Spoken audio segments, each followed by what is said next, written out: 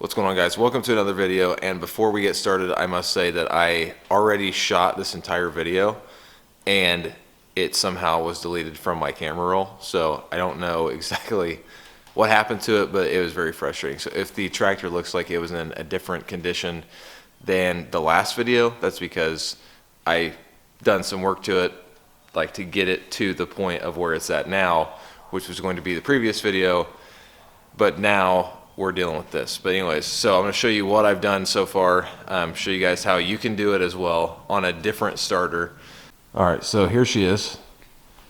I did put the new Bendix drive on the starter, installed that in, and then I also put this ignition switch on here as well. Again, this was all on the video that I had shot yesterday, and now it's just gone. So anyways, this is fairly simple. You just got to find which one is your constant supply when a tractor is not switched on, which obviously if you have no ignition switch on there, then you'll just have to figure out which one has power to it and which one is going to the positive side of your battery. And the other side is what's going to go over and feed your headlights and your ignition system whenever the key is actually switched on. So I will show you where we are currently at. I'm going to go ahead and ground this battery. I've just been using some grips to kind of put it up here where the ground was previously located. And then I'm going to throw the key in here and show you that the starter does in fact engage. Okay, so I've got the key in down here and it's switched to on. So there's that. And then we've got this cable just ground to the metal of the dash there.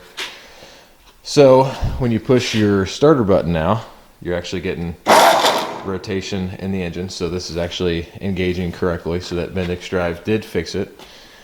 Another thing that I did that I had on the previous video. So one thing I did was take this inspection camera, and I will kind of show you. You can just kind of take this little wand. It's a very long rope camera, and I fed it down in the hole down here to see if I could find a gear from that broken gear that had kind of spun off the starter there. So this was good. It has a light at the end of it, so it gives you enough light where you can see things inside the dark places, and I was able to locate a gear. So I took this long bendable magnet, fed it down through the hole, and as you can see, there's a piece of a gear. It's disgusting because it's rolled around on the floor and it has dog hair and nasty crap all over it. But that's a piece of the gear that I found in there. There's a couple more pieces that are laying around the floor of the shop that I can't find now. But pretty much I just ran that down through there. You have to bend it up to where you can go on the bottom, because obviously if the gear was loosely rolling around on there, more than likely it will have found a place settling along the bottom. So you just kind of have to run that down through there. But we were able to find big chunks of the gear like that. So that's out of there, and I don't hear anything interfering with the starter as I'm cranking it over, so that's a good sign. Okay, so this is not for the tractor. This is actually for a Y block. But I've got the Bendix just here in the bench vise. This is what I did. I compressed it, so you have to go on the bottom part of the lip here and the top here, and it exposes a pin. If my camera will focus on it, it exposes that pin, which then can be just driven out with a punch and a hammer. So that pin will come out, this whole drive will come forward. So this piece might look more familiar to you. This is the actual Bendix drive that was on there. So that's how you get this off, is just by compressing this, and then again it exposes a hole up here where a pin is just driven through. You knock that out, then obviously you just do the reverse of that to install a new one on there. So the next thing was it wasn't firing, so I tried just shooting some starting fluid into the carburetor through a can, and it still wouldn't start. So then I started pulling some plugs, and up here I pulled this plug out, and I saw that there was no spark to it, so that kind of led me over to here. So basically what I did was I put a test light on this wire that feeds power to your points here, and if you're cranking it and it's not blinking, then it's not firing correctly. So there's an issue somewhere in my points. So I don't know if it's just dirty contacts or what, but So I pulled the rotor off, and then this.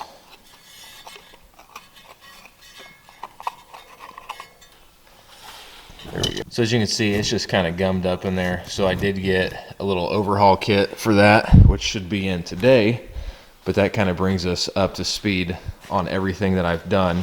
So yeah, rather than making it 2 separate videos, I'm just going to make sure that I overhaul this on this video, then try to start the tractor.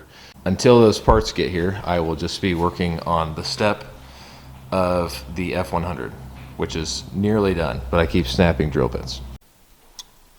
Okay, so we're getting ready to pop this thing out. My parts came in, so I think there's only 2 bolts, I believe.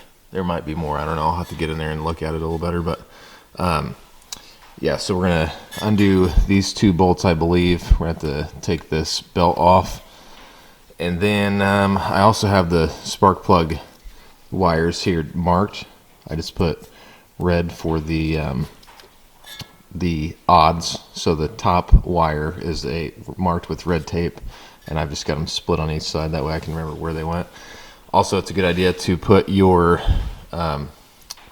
rotor back on here. There it goes. And then take a picture of how this thing was oriented, because it is possible to get the it is possible to put this 180 degrees out. So just make sure that the rotor is pointed the same direction that it was. That way you don't have any kind of like timing issues or anything.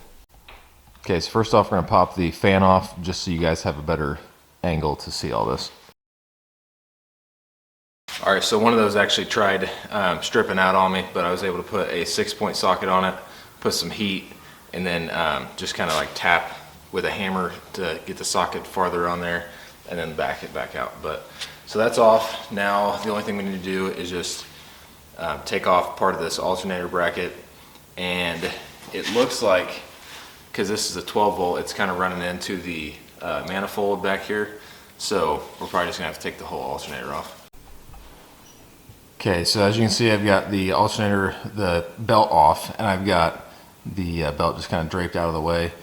Took the little retainer ring that flops over the top there, took it off, and now it's time to take out the 2 bolts. They're 1/2-inch bolts, so let's take those out and see what we got. Don't forget to take that picture though.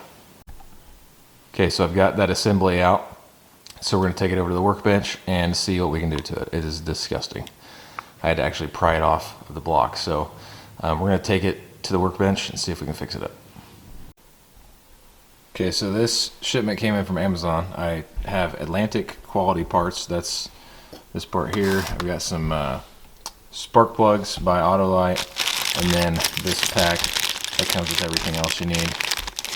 So we'll set that out to the side, and we're going to clean this up because it's disgusting, and then we're going to rebuild it. And hopefully this will fix our spark issue. Okay, so what we're going to do is take this screw out right here, and then that screw right there, and then you got to come in from the side and get this one.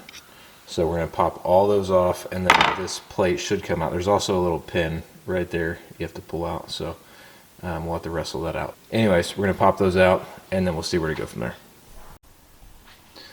Okay, so the last thing is to pull out this little retainer ring right here. I've already kind of gotten it loose with some, I don't know why I'm using wire strippers, but this is the closest thing I had, but take that out. One last thing is, it looks like there's a screw right there, so you just got to go to this side and get that one out, which that looks like it's got all kinds of crud in it.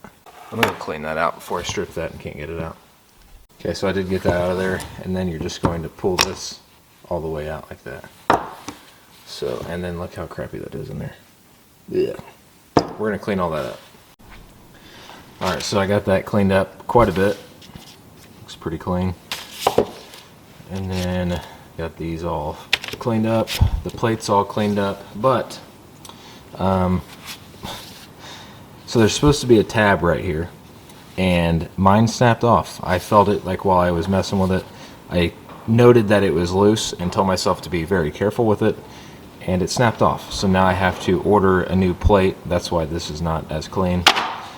So ordering a new plate, And until then, I think that that's going to be it for this video. I was really hoping that this thing would start up, but it's not going to start up. So I got to wait till I get that new plate. Hopefully they're easy to find. If I can find it, I will be listing the item description in the next video. Also, the information on the kit that I bought to overhaul the ignition system is also going to be down in the description of this video. Hopefully next time we'll be able to hear this thing run, but for now that's going to be it. If you liked the video, please give it a thumbs up and make sure that you subscribe to the YouTube channel for further updates, and so you can finally hear this thing run maybe 10 years from now. No, I'm just kidding. We're going to get it running for sure, regardless of what it takes, very soon. So other than that, I'll see you guys in the next video.